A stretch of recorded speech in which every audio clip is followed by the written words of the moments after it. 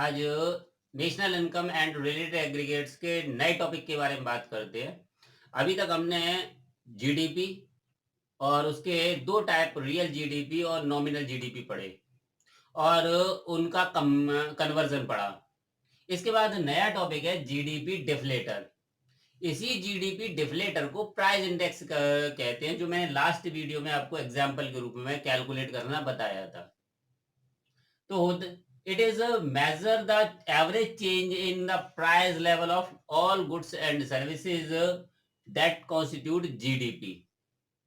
दूसरी बात, it is used to eliminate the effect of price change and to estimate the real change in physical output. अब इसका मतलब क्या है कि एक प्रोडक्ट एक ही साल में अगर हमने नॉमिनल की बारे में बात करें तो उसी साल में प्रोड्यूस होगा और इसी साल में उसका एस्टिमेशन किया जाएगा। जैसे मैंने आपको 2020 का के बेसिस पर 2020 की प्राइसेस में जो चेंज आए थे वो नॉमिनल बताया था मैंने आपको। तो वैसे ही अगर यहाँ प्राइस की चेंज की बात की जाती है तो प्राइसेस अगर आज के टाइम पीरियड की बात की जाए तो प्राइसेस तुरंत चेंज होते हैं। जैसे गोल्ड की प्राइस है, कुछ सेकंड में ही चेंज हो जाते हैं। पेट्रोल की प्राइसेस पर डे चेंज हो जाती है। तो यहाँ पर अगर हम इस चीज को चेंज को प्राइस के चेंज को अगर कंसीडर करेंगे तो फिर जीडीपी की कैलकुलेशन करना बड़ा इम्पॉसिबल हो जाएगा, बहुत क्रिटिकल हो जाएगा। इसलिए जीडीपी डिफ्लेटर का काम क्या है, वो एलिमिनेट करता है इफेक्ट ऑफ प्राइस चेंज का। तो फिर वो करता क्या है, वो करता है जो रियल चेंज हुआ है फिजिकल आउटपुट में। तो मैंने आपको बताया था कि पहले जो क्वांटिटी प्रोड्यूस हुई वो 10 यूनिट, बाद में जो क्वांटिटी प्रोड्यूस हुई वो 12 यूनिट। तो रियल चेंज कितने का हुआ, रियल चेंज हुआ 2 यूनिट का। तो इस 2 यूनिट के जो फिजिकल आउटपुट में जो चेंज हुआ है वो मेजर करता है GDP deflator. It is calculated, कैसे कैलकुलेट किया जाता है, it is the ratio of nominal GDP to real GDP multiplied by 100।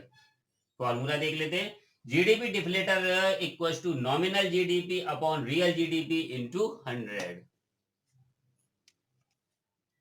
Nominal GDP और रियल जीडीपी में डिफरेंस देख लेते हैं। पहला है, मैंने आपको मीनिंग बताया दोनों का, तो सबसे पहला डिफरेंस तो मीनिंग ही हो जाता है। तो it is the money value of final goods and services produce in a domestic territory of a country during a year measured at the market price at prevailing that year. इसका मतलब मैं पहले ही बता चुका हूं, फिर भी बता देता हूं कि इसका मतलब है कि जिस ईयर में वो फाइनल गुड्स और सर्विसेज प्रोड्यूस किए गए उसी ईयर में उसको मेजर्ड करना, उसी को बेस रखकर उसको मेजर्ड करना। जैसे 2020 की गुड्स और सर्विसेज, फाइनल गुड्स और सर्विसेज के वैल्यू को जो पता करना है, मेजर्ड करना है, वो 2020 की प्राइसेस के बेसिस पर ही करना है। तभी वो नॉमिनल होगा, तभी उसमें चेंजेस पता चलेंगे। जो आसानी से जिस टाइम पीरियड में आसानी से चेंज हो जाता है वो नॉमिनल होता है। रियल में क्या होता है, it is money value of final goods and services, same definition है। और लास्ट में क्या है, मेजर्ड एट बेस प्राइसेस। यानी कि यहां पर वो ईयर जो पास तो हो गई, जैसे 2020 के लिए 2019, 18, 15, 2010 कोई भी हो सकती है, वो बेस ईयर हो सकती है जिससे हमें कंपैरिजन करना है। ठीक। फिर इट इज अफेक्टेड बाय, ये किससे अफेक्टेड होता है, ये दो चीजों से अफेक्टेड होता है। पहला चेंज इन प्राइस और दूसरा चेंज इन आउटपुट। जबकि ये क्या होता है, it is affected by only change in physical output. तो जो गुड्स और सर्विसेज फिजिकली प्रोड्यूस हुए हैं उनमें जो चेंज आता है वो होता है रियल जीडीपी। तो ये केवल किससे अफेक्टेड होता है, ये रियल चेंज से अफेक्टेड होता है, जो फिजिकल आउटपुट में जो चेंज होता है उससे अफेक्टेड होता है। It is not a true indicator of economic growth and of a country, लेकिन ये बेटर इंडिकेटर है इकोनॉमिक ग्रोथ और डेवलपमेंट का। अच्छा, एक और चीज यहां बता देता हूं, क्वेश्चन कभी कभार आ जाता है, क्या रियल इनकम या रियल जीडीपी नॉमिनल जीडीपी से ज्यादा हो सकती है? आंसर है yes, real GDP nominal GDP से ज्यादा हो सकती है। उसके दो रीजन है, वो यही दो रीजन है। पहला, चेंज इन ऑफ प्राइस। अगर रियल जीडीपी की बात करते हैं तो अगर बेस ईयर में प्राइस नॉमिनल प्राइस से ज्यादा है तो रियल जीडीपी नॉमिनल जीडीपी से ज्यादा होगी। दूसरा, चेंज इन आउटपुट, तो फिर वही है, अगर बेस ईयर में आउटपुट नॉमिनल आउटपुट से ज्यादा है तो रियल जीडीपी नॉमिनल जीडीपी से ज्यादा हो सकती है। जैसे अभी प्रेजेंट की बात की जाए तो प्रेजेंट में सारी इंडस्ट्रीज क्लोज हैं कोरोना वायरस की वजह से।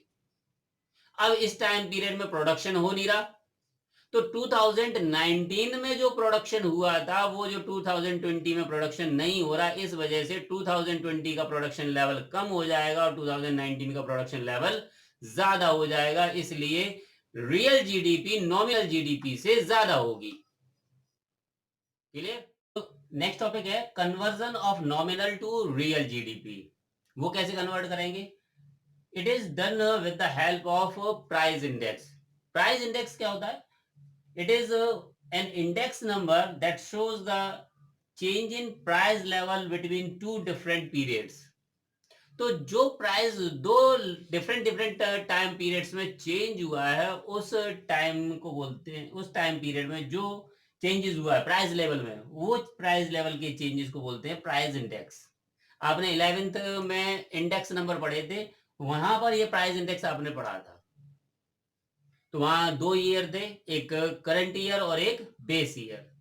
तो उसमें जो चेंजेस हुए उस चेंजेस को बोलते हैं, वो एक स्पेशल टाइप के पढ़ा था आपने, स्पेशल टाइप्स के मीन होते हैं। तो वही यहाँ जो चेंज हुआ वो इंडेक्स नंबर है। तो एक एग्जांपल के रूप में, तो रियल जीडीपी इक्वल्स टू क्या होगा? Nominal GDP upon current price index into 100। तो हमने यहाँ पर रियल जीडीपी मान लिया है 3000 करोड़ रुपीज। प्राइस इंडेक्स हमारा कितना है? वो है आपका 100 से राइज होकर कितना हो गया? 150 हो गया। तो दो हो गया, एक तो पहले 100 था और दूसरे बाद में क्या हो गया? 150 हो गया। तो रियल जीडीपी क्या होगा? 3000 अपॉन 150 इंटू 100। तो आपका रियल जीडीपी कितना आया? वो आया 2000 करोड़।